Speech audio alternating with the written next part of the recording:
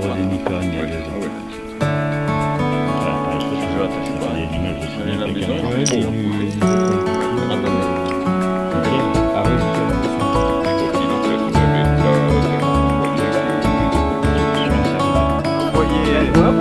Envoyer le message, c'était une connerie.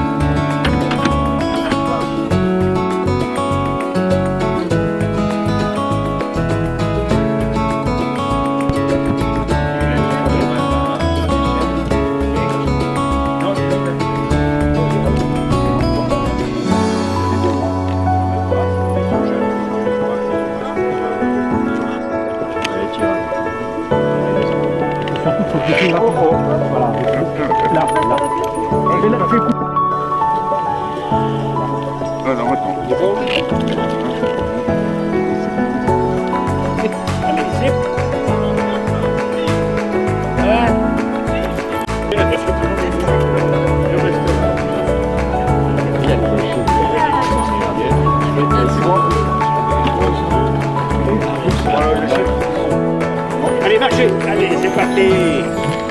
On l'a parti! Oh, écoute!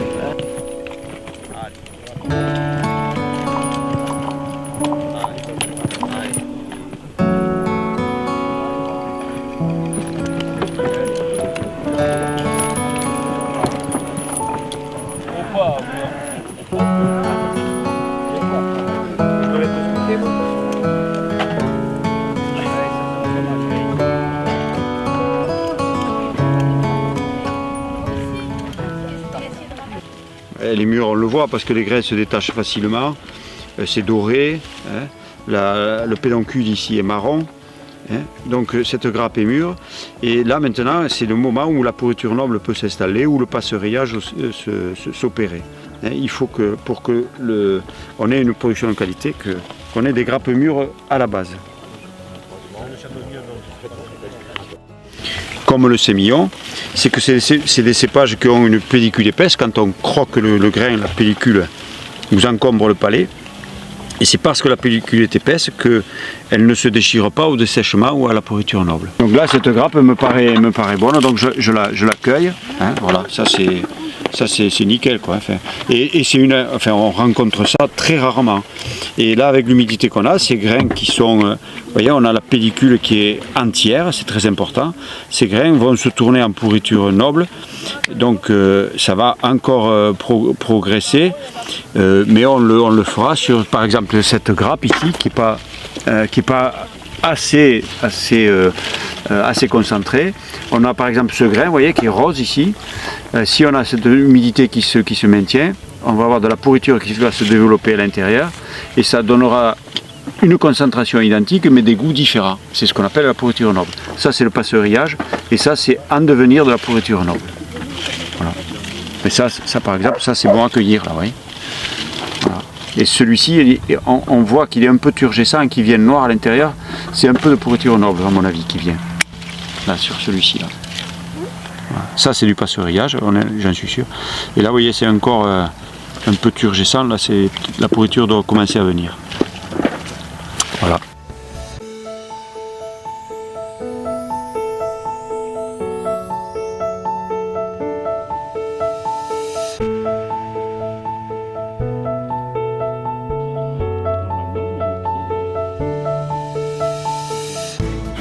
Donc je suis arrivé dans la zone de Cognac en 87, où j'étais embauché comme technicien agricole. J'ai exercé ce métier jusqu'en 90, date à laquelle j'ai émigré à Saint-Sornin pour reprendre un vignoble de 7 hectares en rouge que j'ai développé jusqu'à 20 hectares au bout de 15 années. Et au terme de cette expérience en cave coopérative, d'ailleurs j'en étais président aussi pendant 15 ans, j'ai voulu travailler différemment parce que lorsqu'on est en groupe, on a besoin de faire un consensus et qui peut-être ne me permettait pas d'aller aussi loin et aussi vite que ce que j'aurais voulu. Et donc j'ai cédé mes vignes de rouge pour repartir sur un projet en blanc, simplement 2 ou 3 hectares, chardonnay et chenin. Donc aujourd'hui il y a 1,5 hectare de chardonnay et 1 hectare de chenin. Et donc depuis 1998, année de la première plantation de ces vignes, ben, je suis sur cette petite surface où je fais tout de A jusqu'à Z, depuis la plantation jusqu'à la vente de toutes les bouteilles.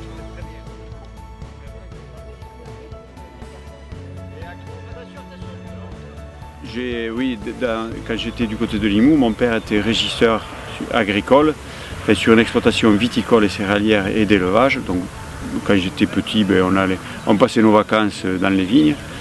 Mais j'ai fait des études littéraires, à vrai dire. Et puis je me suis tourné un peu sur le tard vers la vigne. J'ai repris des cours en adulte de gestion agricole, même pas viticole d'ailleurs. Et quand j'avais été embauché à la Chambre d'agriculture, c'était pour mes vagues connaissances en vigne et mes compétences de gestion qui étaient attestées par un diplôme. Et puis progressivement, ben, je me suis formé. Alors le travail de technicien est très formateur parce qu'on vous sollicite quand il y a des problèmes, donc on est bien obligé de les résoudre, et donc là on est obligé de se former. Ensuite, quand j'ai repris les vignes à Saint-Sornin, c'était l'année de la gelée 91, donc pas de récolte, pas de trésorerie, donc pour faire bouillir la marmite, j'ai donné des cours à la vacation de viticulture, et là aussi c'est très formateur parce que pour faire des cours, il faut en connaître peut-être 5 ou 6 fois plus que ce que vous avez besoin de dire, quoi. Il faut dominer son sujet, et ça m'a obligé à aller chercher les fondements de la culture de la vigne. Ouais. Et enfin, ce qui m'a été très formateur aussi, c'est le côtoiement avec des professionnels, et je pense surtout à la vinification. Quand j'ai fait mes premières vinifications, je n'ai jamais appris l'œnologie, je n'avais jamais pratiqué de vinification, je ne savais pas trop où j'allais, mais bon, j'ai pu m'entourer de personnes compétentes. Ouais. Et puis ensuite, au fur et à mesure, pour si peu qu'on s'y intéresse, qu'on a envie de faire les choses correctement, mais ça se passe bien. Hein. Voilà. Alors, quand j'ai eu l'idée de convertir, de passer de 20 hectares à 2 ou 3 hectares, ça a interpellé quelques-uns de mes amis qui m'ont dit ce que tu veux faire, ça nous intéresse, puis on aimerait bien participer au vin que tu veux faire. J'avais besoin de financement parce que planter de la vigne à 10 000 pieds hectares, ben, ça coûte cher. Il fallait que j'investisse dans un chai, dans du matériel spécifique. Et donc pour trouver j'ai eu l'idée de demander à ces gens-là, puisqu'ils voulaient participer, de me prêter de l'argent. Et puis l'idée a fait son chemin. Je suis allé voir mon banquier, puis je lui ai demandé mais comment est-ce qu'il faudrait faire pour emprunter ailleurs que la banque. Voilà. Et c'est quelqu'un de très ouvert qui m'a expliqué ce qu'il fallait faire. Et donc j'ai lancé ce que j'ai appelé une souscription, mais qui n'est ni plus ni moins qu'un prêt à titre privé. Donc les gens me prêtent des parts de 500 € que je rembourse au bout de 10 ans et je verse des intérêts. Mais ça va plus loin que ça. Ce n'est pas uniquement ce côté financier. C'est aussi une manière d'intéresser les gens à ce que je fais, qu'ils viennent apprendre quelque chose. Et en même temps, moi, ce que ça m'apporte, c'est un véritable moteur dans mon métier parce que je vois beaucoup de gens. Aujourd'hui, il y a 180 personnes différentes, 180 souscripteurs. Et ces gens-là, pour qu'ils continuent de venir, il faut les intéresser, il faut leur proposer des choses nouvelles. Enfin, et donc ça, c'est très dynamisant. Et ensuite, moi, ce que ça m'a permis, c'est aussi d'établir une certaine image, voire notoriété du produit. Voilà. Et je ne regrette absolument pas cette formule qui me demande du temps et de l'énergie, mais d'abord, je suis à l'aise avec ces gens-là, enfin, j'y trouve mon compte, et en plus, ça a valorisé mon travail. Le calendrier avec les souscripteurs, c'est aujourd'hui on vendange avec les souscripteurs, donc il y a à peu près un tiers des vendanges qui sont faites avec les souscripteurs.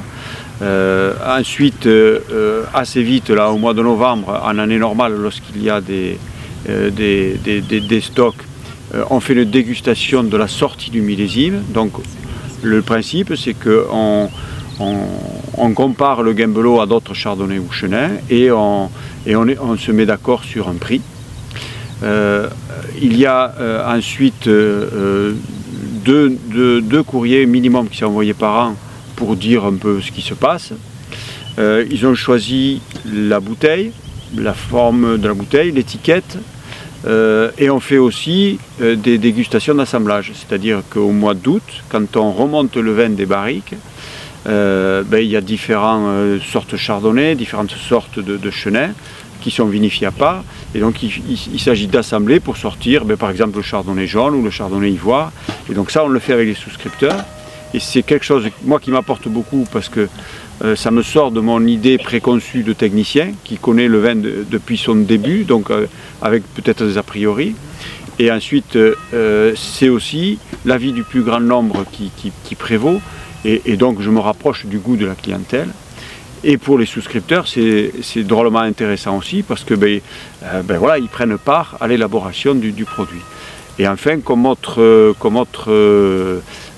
avantage qui est donné aux souscripteurs, c'est qu'ils ont chacun un bout de rang qui leur est attitré, c'est symbolique, mais je me suis rendu compte qu'ils y tenaient, ils y tenaient particulièrement. Alors aujourd'hui, donc c'est cette aventure du Gimbelot, puisqu'il s'agit de ce vin-là, qui était assez, c'était un pari qui n'était pas gagné d'avance, c'est-à-dire que je décrétais qu'avec 2 ou 3 hectares, un peu comme en Champagne, j'allais pouvoir vivre, donc ça voulait dire dans une zone sans appellation, et sans réputation particulière.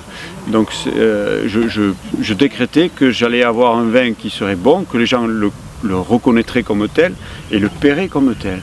Et ça, c'était pas gagné d'avance parce que c'est un travail à la vigne. Ensuite, il faut arriver à se démarquer. Donc, je l'ai fait par diverses méthodes et diverses actions. Et ensuite, il faut aussi le faire savoir. Bon, et ça aussi, ça m'a beaucoup plu, mais ça m'a demandé beaucoup de temps. Et aujourd'hui, ce pari, pour moi, est gagné. Presque, je tournerai en rond, je m'embêterai un peu. Bon, il est vrai aussi que j'approche de l'âge de la retraite, je ne suis pas tout à fait, mais quand même. Et donc, j'ai souhaité qui puisse lui reprendre ça à son compte et puis le redynamiser, y donner son impulsion et puis le faire progresser encore. Voilà. Donc effectivement, aujourd'hui pour moi la boucle est bouclée. Ouais.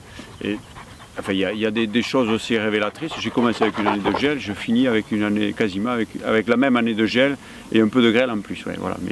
Mais bon, ça c'est un petit clin d'œil, mais oui, je crois que oui, j'ai fait un peu le tour de la question et j'ai envie quand même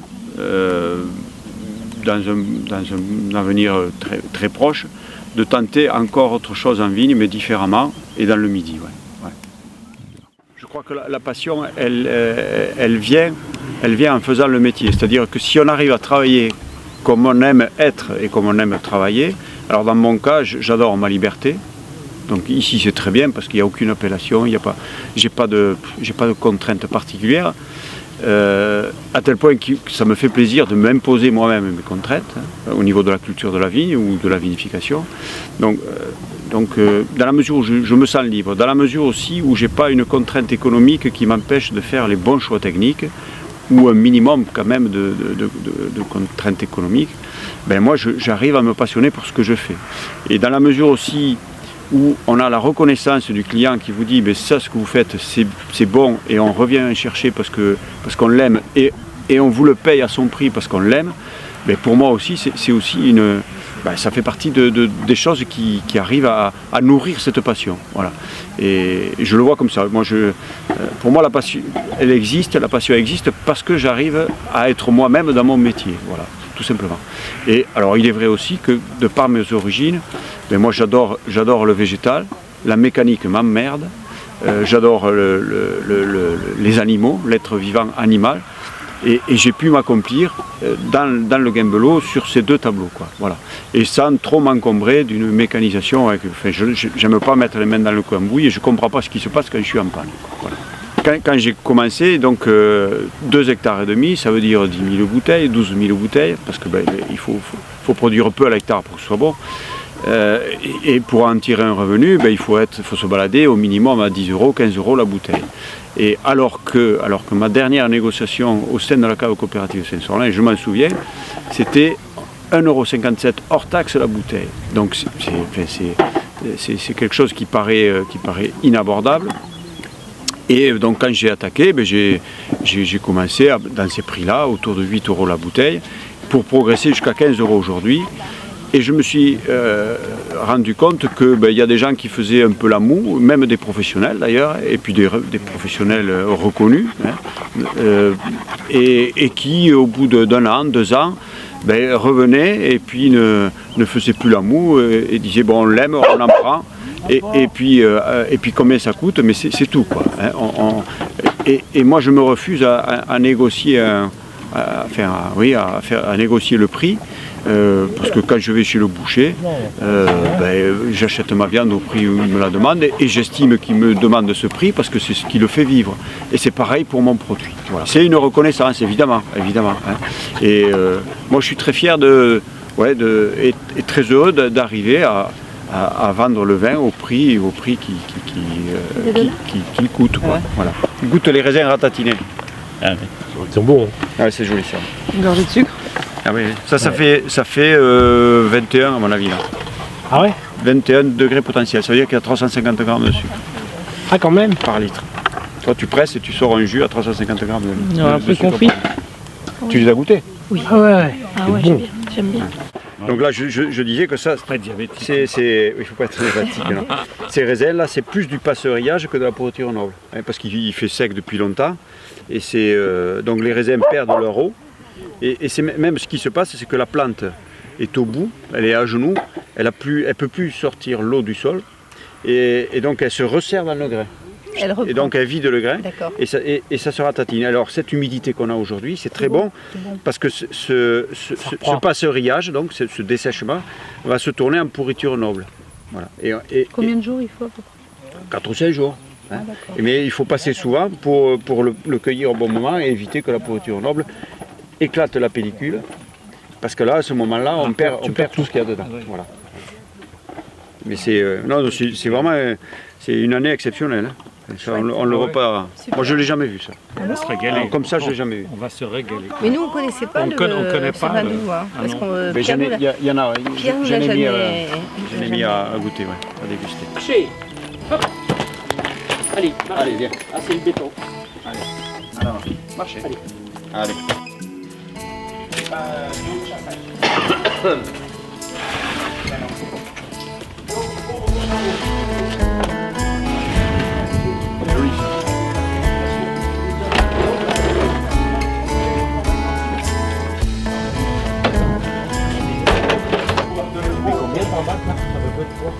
15 kilos.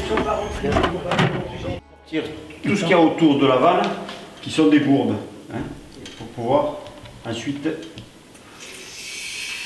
Là, ça commence à fermenter dans la vanne. Alors, ça a l'air assez clair. Hein. Donc on va le brancher comme ça. Tu vois, regarde comment ça vient. Voilà ce qu'on appelle les bourbes.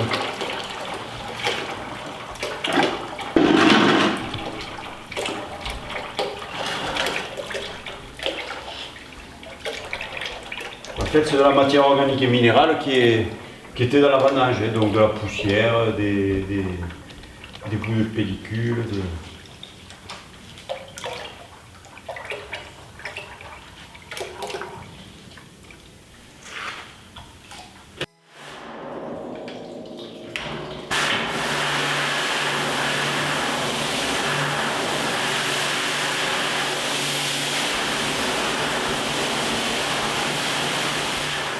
Je l'ai dans l'escabeau. Non, mais attends, d'abord je fais les robinets. Ah, tu nettoies d'abord. Eh bien oui, parce qu'après, si je nettoie la cuve et que les robinets sont sales, quand je nettoie le robinet, je ressalis la cuve. Ouais. Question de méthode. Que j'ai fait là, si ça tourne. Je vais peut-être pouvoir allumer. J'ai du pot. Elle est tombée la ficelle. Là. J'ai compris, hein. Ouais, j'ai sorti le fond de ce qui était autour de la bande. Et tu vois, t'as ça de bourbe et ça de jus un peu trouble quand même. Et ça, je l'ai écarté pour ne pas le mettre en. Donc là, j'ai arrêté quand ici ça devenait un peu trop épais. Je vais débrancher ça. C'est fermé là-bas. Oui. Ok. En discutant, on peut faire des bêtises.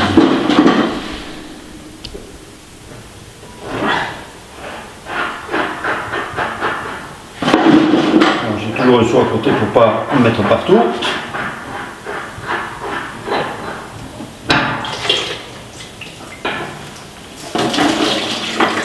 Voilà. Et puis là, je vais bouchon. Je garde mes tuyaux pleins parce qu'après quand je vais pomper, ça ne fera pas d'air dans la cuve. Voilà. Donc là je travaille sur les jus de raisin qu'on a récolté il y a quelques jours. Donc ce raisin on l'a cheminé jusqu'au chai, on l'a pressé directement parce que c'était des vendages de liquoreux. Et donc pour que ça puisse presser correctement, il faut garder les rafles. Et comme c'est bien mûr, les rafles ne donnent pas énormément de goût. Et en plus, comme on le traite rapidement, donc on n'extrait pas de tanin. Et donc ce jus est pressé en haut et est descendu par gravité dans des cuves, ici, là. Donc c'est dans ces 3 cuves qu'on l'a mis. Et puis là, on l'a gardé pendant 2 jours au frais pour éviter qu'il fermente. Et de manière aussi à ce qu'il se clarifie. Et puis là, ce que je suis en train de faire, c'est que ce jus, je le descends en barrique et puis je le transvase aussi dans d'autres cuves pour qu'il puisse se mettre à fermenter. Et il est utile de clarifier le jus avant la fermentation pour avoir des goûts de cépage, des goûts francs et pas d'odeurs lourdes qui sont essentiellement des composés soufrés et qui sont nauséabonds en fait. Et ça sent la poule puante ou l'œuf couvé. Voilà. Et d'ailleurs, il est utile de dire que ces odeurs, ces composés soufrés viennent du travail des levures ensuite, et que ce n'est pas des sulfites qu'on rajoute, c'est le travail des levures en milieu bourbeux qui donne des composés soufrés réduits et donc nauséabonds. Si ça avait été sec, la procédure enfin, est assez différente, donc on l'achemine toujours ici, on sépare la rafle des grains, on foule les grains et on les met dans une cuve pendant une nuit ou 24 heures de manière à ce que le goût qui est dans la pellicule puisse passer dans le jus avant le pressurage. Voilà. Donc c'est ce qu'on appelle une macération pelliculaire. Et ensuite donc on récupère ce vendage et puis la procédure est à peu près identique. On presse, par gravité on récupère le jus, qu'on laisse se clarifier 2 jours et ensuite qu'on descend en barrique pour que ça fermente. Voilà. Qu'est-ce qui te différencie des vendanges de tes voisins, enfin d'une vendange normale par rapport aux produits que tu fais? Alors, disons que ce qui me différencie, c'est d'abord la taille, c'est 10 000 bouteilles par an, c'est très peu, hein, parce qu'il y a 2,5 hectares. C'est la vendange très mûre, donc qui est assez facile à vinifier, parce qu'elle a beaucoup de goût, parce que c'est équilibré, il y a peu d'acidité, il y a du sucre. Ensuite, c'est la vinification en douceur. Ma vendange est dans des petites caissettes de 15 kg qui sont percées, donc le jus oxydé s'en va. Ici, c'est manié avec précaution. Je charge mes cuves avec un élévateur, pas avec une pompe à vendage. Je récupère ma vendage et je charge mon pressoir, pareil, avec un élévateur, sans pompe à vendage, qui amènerait beaucoup de bourbe et d'émulsion. Et ensuite, je travaille par la gravité, c'est-à-dire que mon pressoir est en hauteur, mon jus s'écoule par gravité dans les cuves de débourbage, et ensuite ça va dans les fûts, aussi par gravité, puisque les fûts sont à l'étage inférieur. Voilà. Donc et puis des tuyaux courts, pas trop de coudes, donc je ne matraque pas mon jus et ma matière première, et je souhaite faire comme ça, de manière à avoir le maximum de fruits que je mets tant de soin à obtenir à la vigne. Voilà. Et puis, que dire encore de spécifique? Oui, je suis très soft aussi sur... enfin, je modifie jamais ma matière première, quoi. Je n'acidifie pas, je ne désacidifie pas, je ne chaptalise pas. Enfin, comme c'est mûr, je n'ai pas besoin d'y toucher. Voilà. Et après, bon, il suffit d'être précis, voilà, et ça marche, quoi. Alors, ce qui me différencie aussi, c'est que pour les températures, on sait que pour que ça fermente bien, il faut que les températures soient appropriées. Bon, mais j'ai conçu mon chai de manière à ce que ces températures s'approchent de ce dont j'ai besoin. Donc le chai en bas est enterré en pierre avec de la fraîcheur et une température qui correspond à la température de fermentation. Et ici, donc le chai est isolé avec... enfin, les murs sont construits en paille et le plafond est isolé avec de la paille. Et donc j'ai des écarts thermiques qui existent certes, mais qui sont progressifs. Et donc j'ai pas de choc thermique sur mes vins ou sur mes cuves en fermentation. Je pense que je me donne un peu plus de mal que dans notre cas, oui, je pense. Oui. C'est surtout de la précision et puis une attention assez constante depuis la plantation d'ailleurs, depuis la vigne, jusqu'à la mise en bouteille. D'autant que je mets en bouteille sans filtration, ce qui veut dire qu'il faut être assez clean, assez propre, hein, pour qu'ensuite en bouteille ça ne bouge pas, quoi, hein, puisqu'on le sait très bien. Hein, une filtration, mais ça enlève des bactéries, enfin des germes. Là, je ne prends pas cette précaution entre guillemets parce que je veux garder le maximum de fruits. Et donc, effectivement, il faut être propre, clean. Je passe beaucoup de temps à nettoyer aussi. Enfin, ça c'est. Et donc, enfin, pour peu de vin, je passe énormément de temps. Je passe. C'est à quel âge l'ensemble de ton vignoble, il est à quel âge? Le projet du Gembelot date d'une petite vingtaine d'années. J'ai commencé à planter les premiers cèpes en hiver 98-99. Voilà. Donc on peut dire 20 ans. Et les premières bouteilles sont sorties en 2001. Voilà. Et ça vit combien, celle de vie? Dans ce cas, je crois que j'en verrai pas le bout. Hein. Dans la mesure où chaque cep produit peu, dans la mesure aussi où depuis la plantation jusqu'à aujourd'hui, je fais toujours attention à mes plaies de taille. Hein, déjà dans l'établissement du pied, ensuite j'épampre de manière très, très complète et donc il y a peu de plaies de taille et donc la sève circule bien et ensuite mes cèpes sont traités en douceur, quoi, vendage manuel essentiellement, peu de charge, bon, ça fait des pieds qui vont durer longtemps. Sur les chardonnays, j'ai pas 1% de manque alors que certaines vignes ont déjà 20 ans. Et il faut comparer ça à des vignobles un peu plus productifs, où là, au bout de 25-30 ans, on renouvelle parce qu'on n'arrive pas à la production. Voilà. Mais bon, moi je pense que 60-80 ans, enfin, si on le continue à entretenir comme ça, oui, ça y arrive, hein, il n'y a pas de souci.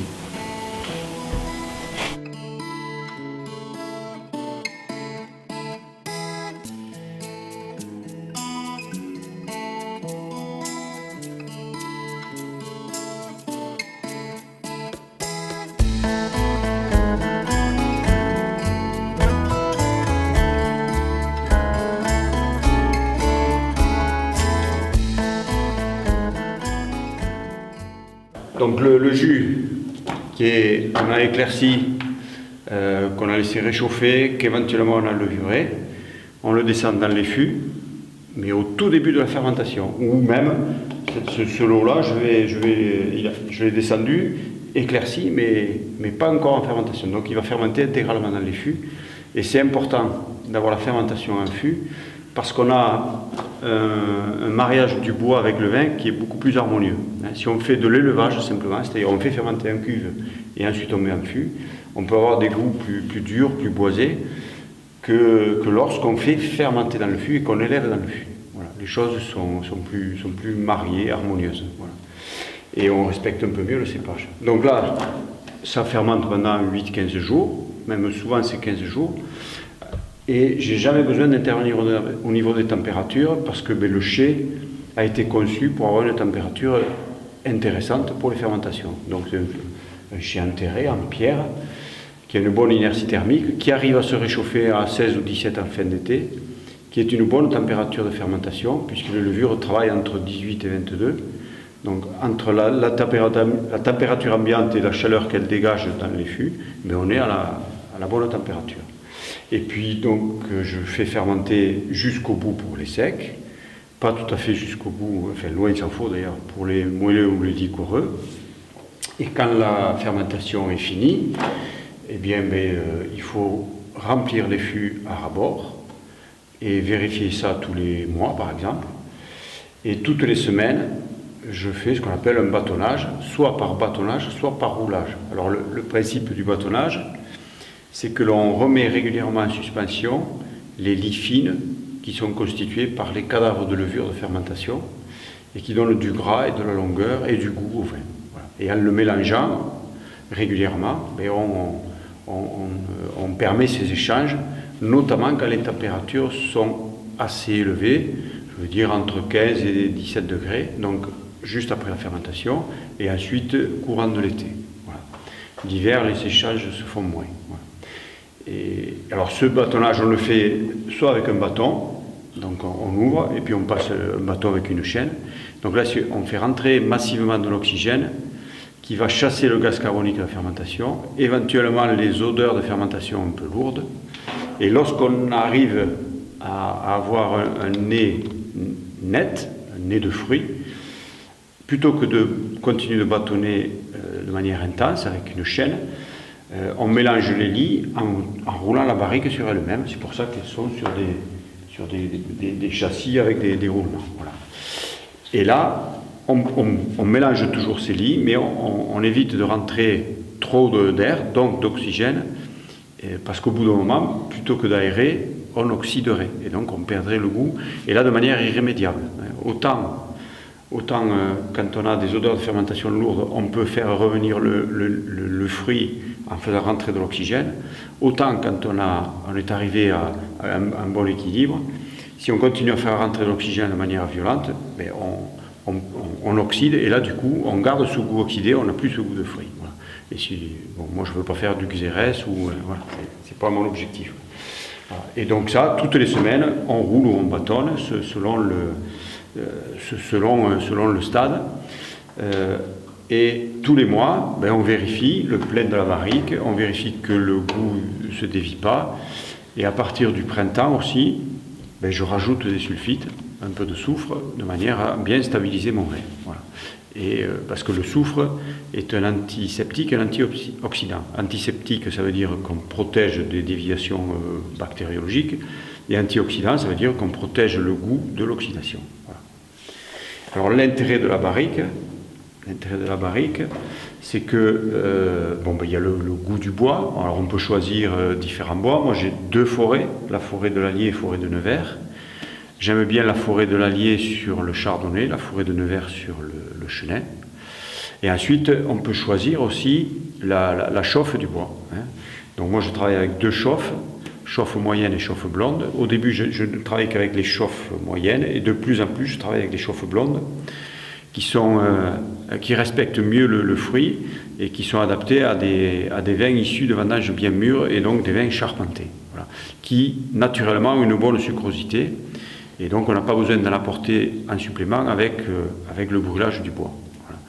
Et si les bois sont moins brûlés, ils sont donc moins toastés, et le fruit, le fruit arrive à se maintenir malgré l'apport de bois. Alors que si vous avez des vins, ce que je craignais au début, des vins qui sont un peu plus secs, si vous utilisez des barriques un peu plus toastées, vous amenez de la sucrosité, quoi. Enfin, du vanillé, voilà. Et puis je me suis rendu compte avec le temps que mes vins étaient suffisamment structurés pour supporter des chauffes blondes, et c'est tant mieux. Voilà. Et ces barriques, je les utilise 3 ans simplement. Voilà. Donc 9 de 1 vin et 2 de vin, parce que la barrique, non content d'amener du goût, permet des échanges avec l'extérieur. À travers les pores du bois, donc il y a des échanges gazeux, et c'est ce qui fait que le vin évolue comme il peut évoluer à travers le bouchon en liège. C'est ce qu'on appelle le vieillissement. C'est une lente oxygénation du vin à travers les pores du bois. Et on n'a pas de mal à penser que plus un fût est vieux, plus les pores du bois sont bouchés, et moins vous élevez votre vin. Voilà. C'est pour ça que je les garde que 3 ans. Voilà. C'est une rotation sur 3 ans. Voilà. Et alors à l'issue de l'élevage, qui dure 1 an, donc ça veut dire que à la veille des vendanges, je soutire le vin de l'année précédente. Donc il y a un assemblage qui est fait en fonction des types de chardonnay et de porte-greffe. Ça c'est fait en groupe avec les souscripteurs. On prend une décision collégiale, parce que j'estime que la mienne peut être biaisée par toute l'histoire du fût que je connais, et aussi par mon approche plus technique que gustative peut-être. Alors que si on est nombreux, si les gens sont honnêtes dans leurs commentaires, bien sûr, je ne vois pas pourquoi ils ne le feront pas, on approche de ce qui est préféré en général. Voilà. Donc l'assemblage est fait, on peut être 50, 60, 70, et fait collégialement. Donc je soutiens mes barriques en fonction de cette décision, en assemblant ce qui me semble bon, et je remonte ce vin en cuve, en laissant les lits au fond du fût. Ensuite, dans la cuve, je refais un soutirage pour bien clarifier mon vin. Donc c'est 2 pompages là assez rapprochés mais qui sont nécessaires. Et ensuite je mets en bouteille ici par gravité, sans filtrer, de manière à conserver tout le fruit de mon vin, enfin, tout le goût du vin. Ce qui fait que à la sortie de ma tireuse, c'est même pas une embouteillage, c'est une tireuse, c'est juste des becs par gravité, par vase communicant, mais mon vin, je peux le vendre, quoi. Il n'a pas besoin d'1 mois pour se stabiliser, quoi. Je reconnais mon vin à la sortie de la tireuse, quoi. Ce qui n'est pas le cas quand on passe par des chaînes d'embouteillage, quoi. Parce que on filtre, on pompe, on repompe, enfin, voilà, c'est complètement différent. Voilà. Voilà. Et quand est-ce que tu mets en bouteille? Mais je mets en bouteille au mois de novembre. Voilà. Donc on récolte donc, au mois de septembre-octobre, par exemple 2017. On fait fermenter au mois d'octobre. Ensuite on élève du mois de novembre jusqu'au mois d'août. Au mois d'août, on fait la dégustation d'assemblage. On soutire en cuve. 15 jours après, on ressoutire. On laisse reposer tout ça. Et juste après les vendanges, on met en bouteille donc, le vin de l'année précédente. Voilà. Donc c'est mis en bouteille 13 mois après la récolte. En gros. Voilà. Et la vente suit immédiatement après puisqu'il n'y a pas de stock. Voilà. Enfin, moi je pense que je pense que ce qui...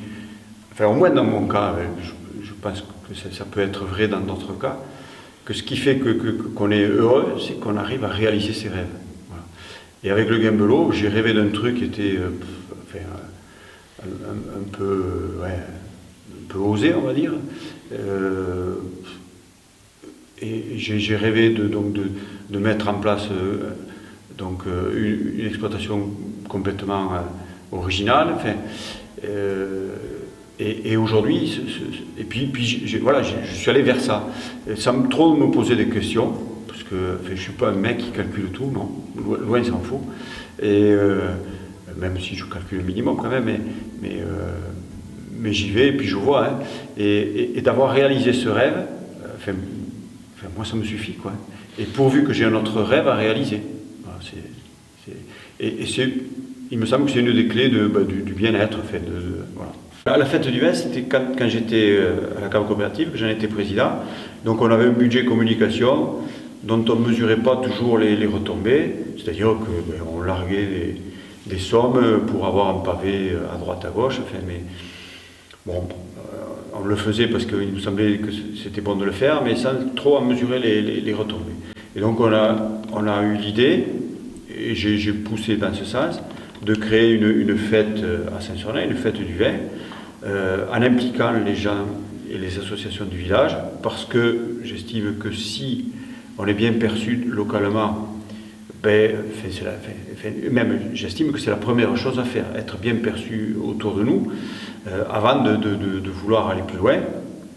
C'est la première étape. Donc je me suis dit, il faut impliquer les gens, qu'ils y trouvent leur compte, que les associations y trouvent leur compte, et en même temps, ça fait la promotion du vin de Saint-Sornin. Voilà. Et donc là, on est maître du jeu. C'est nous qui pilotons notre communication. Et ça fait partie d'une forme de liberté et d'autonomie. Hein. Et donc, voilà, c'est parti comme ça. Et on a créé cette fête du vin en s'appuyant sur la préhistoire, en essayant de valoriser le patrimoine préhistorique. Et aussi, l'idée, c'était d'inciter les producteurs de Saint-Sornin à monter d'un cran dans la qualité, parce que il me semble que quand on est un vignoble comme Saint-Sornin, isolé, il n'y a aucune appellation, qu'on est tranquille à peu près au niveau d'autres producteurs, il faut avoir une forte identité pour qu'on nous repère, et il faut avoir un vin qui sorte de l'ordinaire pour qu'on l'aime. Et donc l'idée, c'était d'inciter les vignerons à travers cette fête du vin à monter d'un cran, à faire déguster leur vin en public. Voilà. Et on a créé d'ailleurs une vente aux enchères où on a demandé aux vignerons de travailler d'une manière très particulière, très qualitative. Et cette vente aux enchères servait à financer la promotion du patrimoine préhistorique. Voilà. Et bon, c'était ça la fête du vin. Et les associations étaient partie prenante puisqu'elles assuraient tout ce qui était restauration pendant la fête et qu'elles en tiraient les bénéfices. Hein, voilà. la cave investissait mais ne retirait pas de bénéfices. Nos filles, bon, quand on leur a dit qu'on voulait changer un peu de situation, elles se sont posé la question de reprendre toutes les 4. Bon, et puis elles ne l'ont pas fait, je pense qu'elles ont eu raison, elles sont dans d'autres domaines. Je pense qu'elles sont assez fières du Gembelot et de tout ce qu'on a pu faire avec Valérie, parce que moi, j'aurais jamais pu faire ça seul. Valérie a toujours suivi, a toujours soutenu et a toujours aidé, notamment pour préparer les bouteilles, vendre pendant l'été, puisqu'elle est enseignante. Et puis, j'étais pas seul, on était 2. Et ça change tout, ça change tout. Bon. Donc, je pense que les filles sont plutôt fières de ce qu'on a pu faire avec Valérie. Qu'elles sont contentes de nous voir partir sur d'autres projets, même si encore tout n'est pas dessiné. Il y a toujours un peu cette part d'inconscience. On sait qu'on veut aller ailleurs, mais on ne sait pas trop où on va aller. Mais voilà, je pense qu'elles sont plutôt fières de leurs parents, je crois. Donc ta famille a porté avec toi le projet. Ah oui. Alors les filles, elles ont... nous, ça fait partie de nos critères éducatifs. Les filles sont toutes passées à la vigne, entraînant les pieds parfois, mais elles sont toutes passées à la vigne pour épamprer, pour relever, pour vendanger, pour préparer les bouteilles. Enfin, ça, elles y sont toutes passées. Et en n'ayant pas toujours un salaire, parce que ça, voilà, il y a des fois, il fallait faire bouillir leur marmite aussi. 4 filles étudiantes, bon, ça ne va pas toujours tout seul, quoi. Voilà. Mais ça faisait partie de nos critères éducatifs. Aller à la pluie, faire un peu d'effort, voilà. Au mois de novembre, je cède le vignoble du Gembelot. Et au bout d'un an de recherche, je suis tombé sur Corinne et Freddy, Freddy d'ailleurs en premier. Et la difficulté de cession de ce vignoble, c'est que c'est un tout petit vignoble. C'est que c'est un vignoble qui est basé sur un produit de qualité avec une image très spécifique et qui est attaché aussi aux vignerons Henri Jamet. Et donc c'est une difficulté et c'est aussi ce qui fait sa réussite. Et pour moi, il n'était pas question de céder le vignoble à quelqu'un qui ne comprenne pas cet enjeu, qui n'ait pas les capacités déjà de cultiver la vigne, de vinifier, et puis qui ne comprenne pas cet enjeu de produits de qualité et de réputation ou d'image. Voilà. Et aussi, je pense que les souscripteurs sont un élément important qui doivent aller avec la cession. Voilà. Et c'est ce qui m'a guidé moi dans mon choix. J'ai vu jusqu'à 25 candidats, 25 prétendants, de tout poil et de tout bord, de toute expérience, du rêveur au financier, en passant par tous les intermédiaires, jusqu'à tomber sur Freddy, que j'ai vu en premier, puis Corinne. Et moi, ce qui m'a plu chez eux, plus que leur expérience viticole qui a besoin d'être affinée, mais ils ont les capacités pour le faire, c'est qu'ils ils savent ce que c'est qu'une clientèle, qu'un produit en vente directe, et ils ont compris que la difficulté, c'était réellement de faire oublier Henri Jamet pour prendre la place au sein du Gembelot. Voilà. Alors nous, on était tous les 2 paysans en Bretagne. Corinne était paysanne boulangère, donc elle faisait son blé jusqu'à sa farine et son pain, et elle commercialisait en direct. Et moi, j'étais paysan laitier, donc où j'écoulais à peu près un peu plus de la moitié de ma production en vente directe également. Donc nous avons réussi à vendre nos exploitations et on a une formation en œnologie viticulture assez lointaine, c'est une passion qu'on a tous les 2. Et donc nous c'est pareil, on a recherché un vignoble une année à peu près, sans trouver vraiment ce qui nous semblait réaliste, jusqu'à temps qu'on fasse la connaissance d'Henri et son vignoble, quoi. Et là on a dit bah oui c'est là, quoi. C'est là et bon c'est quelque chose d'un peu fou, mais c'est peut-être ce qui nous plaît aussi, quoi. C'est un challenge assez incroyable, on aime ça. Et on met tout en œuvre pour le réussir, je pense. Voilà. Vous, Corinne, alors? Eh ben, c'est De, vrai qu'il de y ce que vous pensait. faisiez avant jusqu'à ce que vous allez faire maintenant, vous êtes passionné sans doute, mais qu'est-ce que vous faisiez avant? Bon, bah, avant, j'étais donc paysanne boulangère. Et, C'est quoi? Paysanne boulangère, en fait, c'est agricultrice boulangère. Donc, effectivement, je cultivais mon blé et en fait, je le transformais en farine pour faire mon propre pain. Donc, j'ai fait ça pendant 11 ans.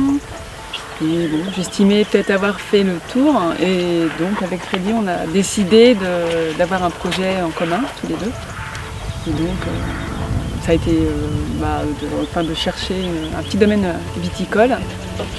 Et effectivement, je pense que la rencontre d'Henri a fait que notre choix a pesé sur ce petit vignoble, aussi bien pour la qualité du vin d'Henri que pour aussi sa personnalité et ce qu'il avait fait. Je trouve que ça rejoint un petit peu nous, ce qu'on a fait aussi dans nos métiers respectifs, et ça se ressemble beaucoup.